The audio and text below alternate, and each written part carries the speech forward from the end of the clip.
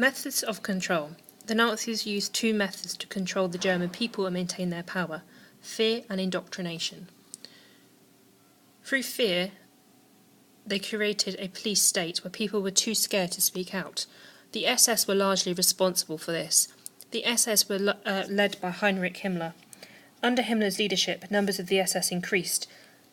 It became the main instrument of the police state and was used to terrorise the German people and ruthlessly hunt down any enemies of the state. It was given unlimited power to arrest people without trial and enter houses. The SS were also responsible for running the death camps and concentration camps, which struck fear through the hearts of the German people. The SS was also supported by the Gestapo, or the Nazi secret police. The Gestapo used any methods they could to find opponents of the Nazis, including tapping telephone lines, spying on people. German people felt informers were everywhere, in every street, in every workplace, and even in every classroom. This created a climate of fear, in which people were scared to criticise the Nazi Party openly. Hitler also ensured that judges and law courts were controlled by the Nazis. All judges had to take an oath of loyalty to Hitler.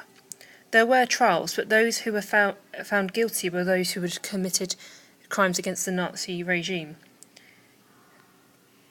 Crimes punishable by death included listening to foreign radios and telling an anti-Nazi joke.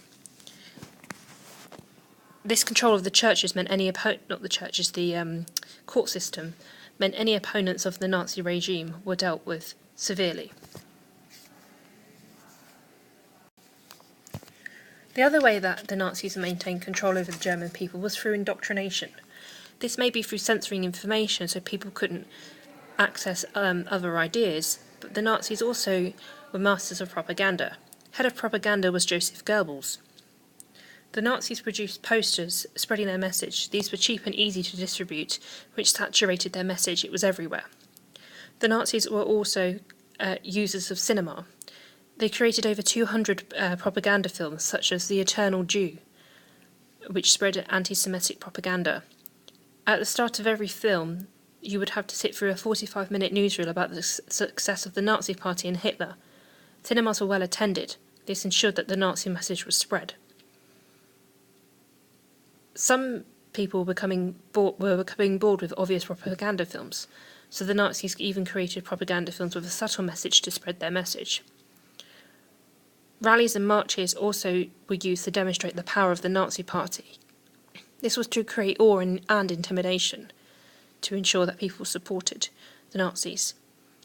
Additionally, Hitler was able to spread his ideas through the use of radio. He ordered the mass production of cheap radios, so that 70% of homes had one. There would be no access to foreign radio stations on this radio, and it was used to broadcast Hitler's speeches. For those who could not have a radio, loudspeakers were hooked up in streets so that the Nazi message was always heard.